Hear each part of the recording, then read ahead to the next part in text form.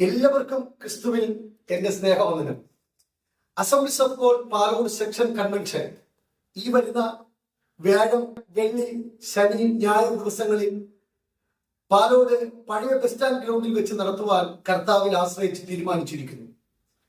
കർത്താവിൽ പ്രസിദ്ധരായ ദൈവത്തിന്റെ ദാസന്മാർ ദൈവവചനത്തിൽ നിന്ന് ശുശ്രൂഷിക്കുകയും രോഗികൾക്കായി വിശേഷാൽ പ്രാർത്ഥിക്കുകയും ചെയ്യുന്നു.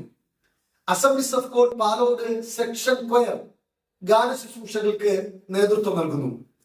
ഈ വരുന്ന ഞായറാഴ്ച 21-ാം തീയതി രാവിലെ 9 മണി മുതൽ വിതുര ചേന്നൻപാറയ്ക്ക് സമീപമുള്ള കോസനം ഓഡിറ്റോറിയത്തിൽ വെച്ച് പൊതുസഭായോഗവും നടത്തുവാൻ കർത്താവിൽ ആശ്രയിച്ച് തീരുമാനിച്ചിരിക്കുന്നു.